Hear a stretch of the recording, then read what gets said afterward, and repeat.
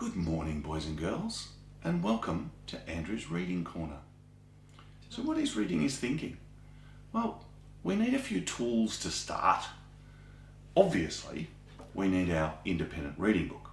And today, I'm reading The Bad Beginning, a series of unfortunate events by Lemony Snickets. So there's my reading book. I need my Reading is Thinking Strategies bookmark. I need a pen, I need some post-it notes and a highlighter to highlight any of my notes. I also need my reading journal. So the first thing I'm going to do is I'm going to write today's date into my journal. And if I am focusing on a particular strategy, I'm going to write it down. All right, so let's begin our Reading is Thinking.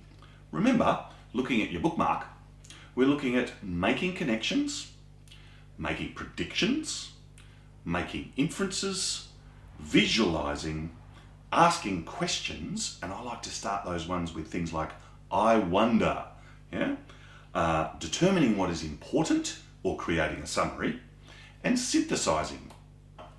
Let's begin by independently reading Chapter 1 of The Bad Beginning by Lemony Snicket. Okay, Chapter 1. If you are interested in stories with happy endings, you would be better off reading some other book. In this book, not only is there no happy ending, there is no happy beginning and very few happy things in the middle. I wonder why the author has chosen to introduce the book this way.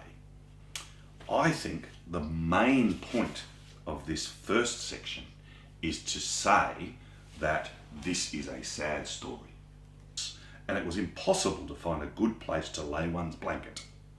On grey and cloudy days, the Baudelaires had the beach to themselves to do what they liked.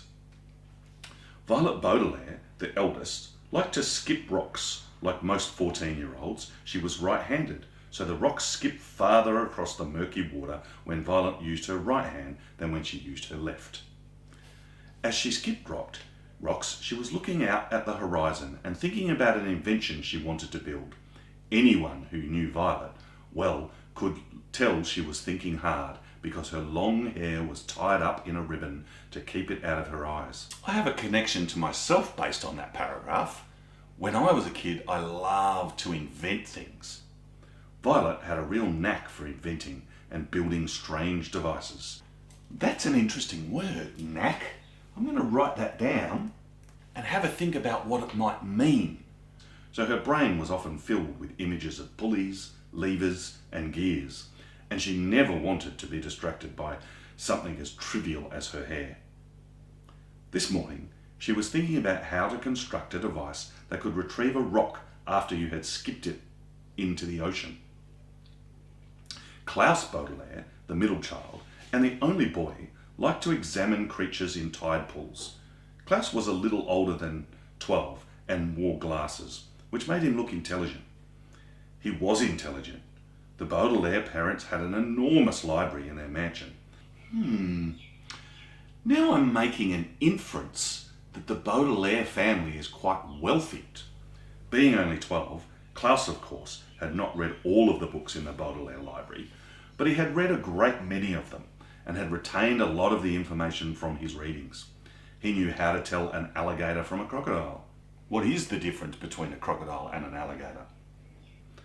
He knew who killed Julius Caesar, and he knew much about the tiny, slimy animals found at Briny Beach, which he was examining now. Sunny Baudelaire, the youngest, liked to hire things. She was an infant and very small for her age, scarcely larger than a boot. What she lacked in size, however, she made up for with the size and sharpness of her 4 teeth. Sunny was at an age where one mostly speaks in a series of unintelligible shrieks, except when she used the few actual words in her vocabulary like bottle, mummy, and bite. Most people had trouble understanding what it was that Sunny was saying. For instance, this morning she was saying "gack" over and over, which probably meant, look at the mysterious figure emerging from the fog. You know, at first I thought Sunny was just a baby and that babies weren't that intelligent.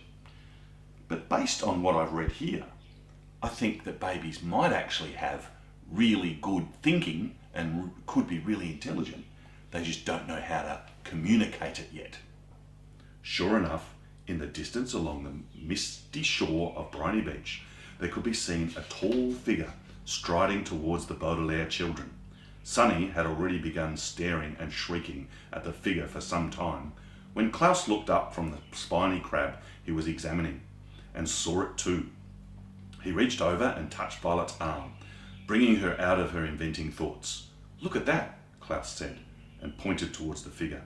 It was drawing closer, and the children could see a few details. It was about the size of an adult, except his head was tall and rather square. "What do you think it is?" Violet asked. "I don't know," Klaus said, squinting at it, "but it seems to be moving right towards us."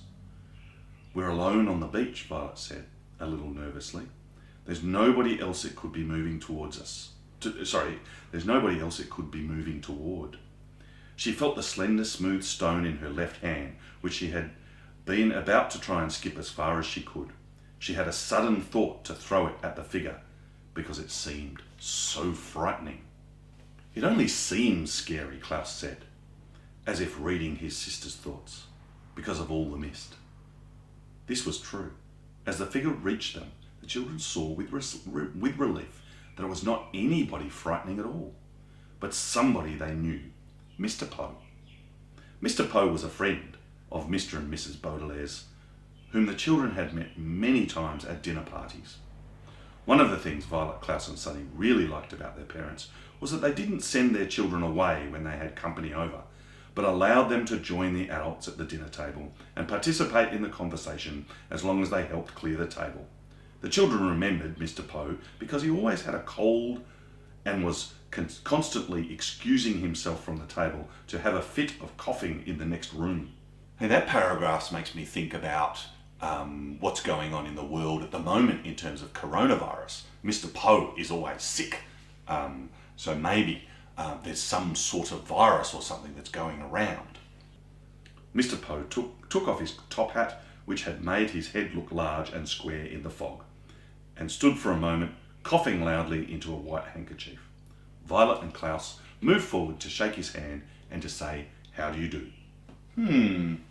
This paragraph makes me think that this Mr. Poe is very formal, and maybe because he's a banker, I can sort of get a really good visual image of this man in a suit that doesn't sort of belong on the beach, saying, "How do you do?"